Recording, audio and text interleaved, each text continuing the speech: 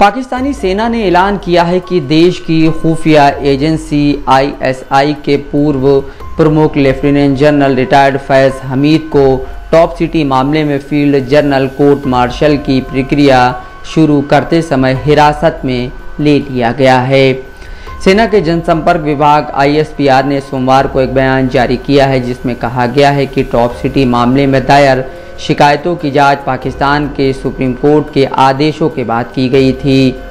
बयान में कहा गया कि टॉप सिटी मामले की जांच के बाद नतीजों में लेफ्टिनेंट जनरल रिटायर्ड फैज़ हमीद के खिलाफ पाकिस्तान सेना अधिनियम के प्रावधानों के तहत सख्त कार्रवाई शुरू की गई है। फैज़ हमीद को लेकर पाकिस्तानी सेना का ये भी कहना है कि उनकी ओर से रिटायरमेंट के बाद पाकिस्तान आर्मी एक्ट के उल्लंघन की कई घटनाएं भी सामने आई हैं।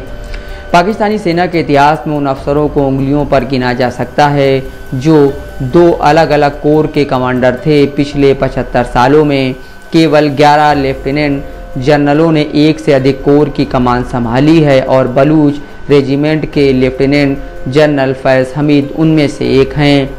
मुस्लिम लीग N के पूर्व सीनेटर और सेवानिवृत्त लेफ्टिनेंट जनरल अब्दुल कय्यूम के मुताबिक फैज़ हमीद में वे सभी गुण थे जिनके कारण वो लेफ्टिनेंट जनरल के पद तक पहुंचे। साल 2019 में उन्हें ISI प्रमुख के रूप में नियुक्त किया गया और 2 साल से अधिक समय तक वो इस पद पर रहे। नवंबर 2022 में वर्तमान सेना प्रमुख जनरल आसिम मुनीर के पदभार संभालने के अगले दिन उन्होंने सेना से इस्तीफा दे दिया था। आज की विपक्षी पार्टी तहरीक इंसाफ और उसके संस्थापक इमरान खान पूर्व ISI DG major general Faisal Naseer पर तहरीक इंसाफ के खिलाफ राजनीतिक हस्तक्षेप और कार्रवाई और हिंसा का आरोप लगाते रहे हैं। इसी तरह मुस्लिम लीग नवाज को 2017 से 2019 तक ISI के DG रहे मेजर जनरल फैज़ हमीद से भी लगभग ऐसी ही शिकायतें थीं। इस दौरान उन पर राजनीतिक प्रतिशोध गिरफ्तारियों के आरोप लगे। कहा जाता है कि जनरल फैज़ हमीद के शासनकाल के दौरान राजनीतिक हस्तक्षेप बहुत सार्वजनिक और कुछ हद तक निर्लज होने लगा। सड़कों और सार्वजनिक हलकों में ISI की भूमिका पर चर्चा होने लगी। पहले ये सब छिपे तौर पर होता था, लेकिन अब सब कुछ खुलेआम हो रहा था। DG ISI के रूप में जनरल फैज़ हमीद ने अफगानिस्तान से अमेरिकी सैनिकों की वापसी और अफगान तालिबान के साथ बातचीत में महत्वपूर्ण भूमिका निभाई। अफगानिस्तान से अमेरिकी सैनिकों की वापसी के बाद जनरल फैज़ हमीद को काबुल के एक होटल की लॉबी में देखा गया और उन्होंने विदेशी पत्रकारों से संक्षिप्त बातचीत की।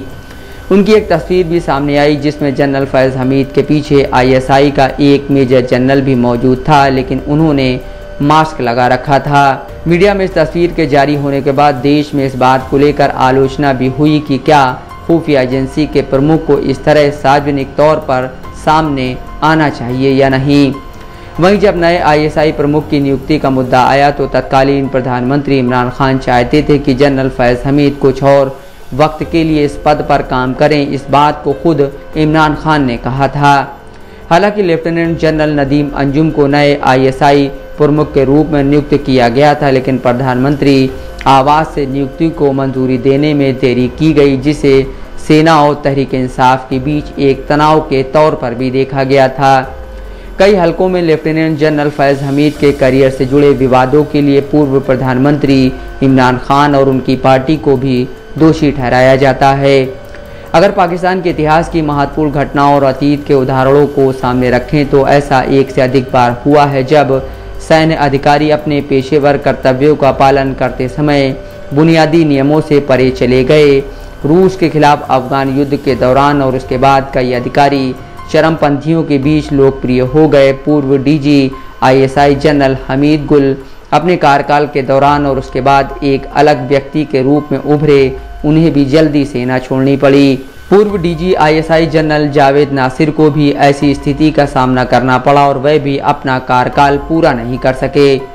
9/11 के बाद जनरल मुशर्रफ की टीम के प्रमुख सदस्य और तत्कालीन DG ISI general Mahmood Ahmed भी अपनी पेशेवर जिम्मेदारियों और अपने विचारों के बीच संतुलन नहीं बना सके और उन्हें सेना छोड़नी पड़ी। और अब इस सिलसिले में जनरल फैज़ हमीद का नाम भी लिया जा रहा है। Bureau report, Dastak live news.